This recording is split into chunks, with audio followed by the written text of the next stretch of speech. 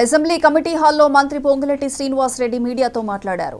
Governor కోటాలో కోదండరాం, అమీర్ అలీఖాన్ను ఎమ్మెల్సీలుగా నియమించేందుకు గవర్నర్కు recommend చేయాలని కేబినెట్ నిర్ణయించిందని పొంగులేటి తెలిపారు.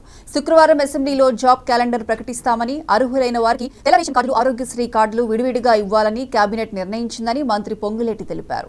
రేషన్ కార్డుల కోసం మంత్రి ఉత్తమ్ కుమార్ రెడ్డి అధ్యక్షతన దామోదర రాజనరసింహ, పొంగులేటి శ్రీనివాస్ రెడ్డి సభ్యులుగా సబ్ కమిటీ ఏర్పాటు చేశామని, గౌరవెల్లి ప్రాజెక్టు కోసం నిధులు ఇవ్వాలని కేబినెట్ నిర్ణయించినట్లు మంత్రి పొంగులేటి తెలిపారు. పంచుకునే దాంట్లో మాటలకే పరిమితమైంది తప్ప చేతల్లో ఎన్నికల మేనిఫెస్టోలో ఏదైతే చెప్పిన దాంట్లో భాగంగా జాబ్ క్యాలెండర్ ప్రకటిస్తామని చెప్పాం. రేపు అసెంబ్లీ సాక్షిగా క్యాలెండర్ను ప్రకటించబోతున్నాం. ఆ వివరాలన్నీ అసెంబ్లీ సాక్షిగా యావత్ తెలంగాణ రాష్ట్రంలో ఉన్న నిరుద్యోగ తమ్ముళ్ళకి, చెల్లెమ్మలకి తెలియచేయనున్నాం.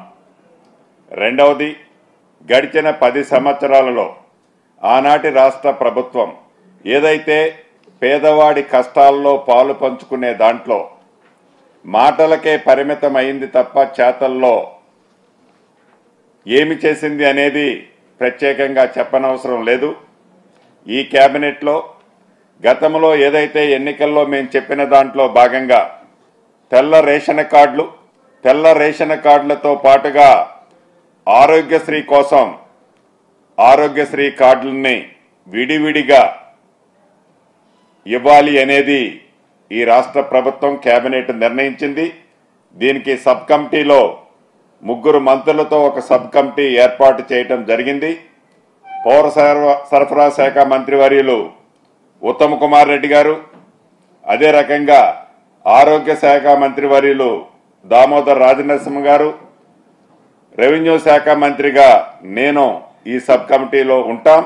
వీలైనంత తొందరలో ఈ సబ్ కమిటీ రిపోర్టు నివేదిక గవర్నమెంట్కి ఇచ్చి ఆ విధి విధానాలు ఫైనల్ చేసి తప్పకుండా అనుకున్న ప్రకారం ప్రతి పేదవాడికి, అర్హులైన ప్రతి పేదవాళ్ళకి ఈ రాష్ట్ర ప్రభుత్వం తెల్ల రేషన్ కార్డు, అదే రకంగా ఆరోగ్యశ్రీ కార్డును కూడా ఇవ్వాలని ఈరోజు గౌరవ ముఖ్యమంత్రి రేవంత్ రెడ్డి గారి సమక్షంలో జరిగిన కేబినెట్ లో నిర్ణయం తీసుకోవడం జరిగింది. ఏదైతే గతంలో చూశాం, ఎవరెవరికో క్రీడల్లో పాల్గొన్న వాళ్ళకి ఆనాటి ప్రభుత్వం సహాయ సహకారాలు అందించిందని గొప్పలు చెప్పుకొని మాటలకే కొంతమంది విషయంలో పరిమితమైంది. కానీ ఈనాడు ఇందిరమ్మ రాజ్యంలో క్రీడాకారులు ఏషా సింగ్ గారు, అదే రకంగా నిఖత్ జరీన్, మహమ్మద్ సిరాజ్కు హైదరాబాద్లో ఒక్కొక్కరికి 600 చదరపు గజాల ఇంటి స్థలము కేటాయించేందుకు మంత్రివర్గం ఆమోదం తెలిపింది.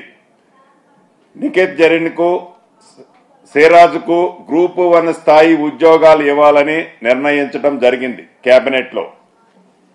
అదే రకంగా విధి విధానాల్లో మరణించిన ఇంటెలిజెన్సీ డీజీ రాజీవ్ రతన్ గారి కుమారుడు హరిరతన్కు మున్సిపల్ కమిషనర్ ఉద్యోగం ఇవ్వాలని కేబినెట్ నిర్ణయించడం జరిగింది.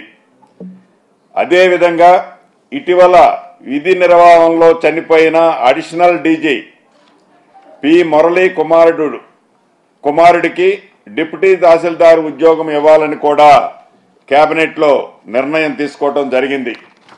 ఎన్నికల మేనిఫెస్టోలో ఏదైతే చెప్పిన దాంట్లో భాగంగా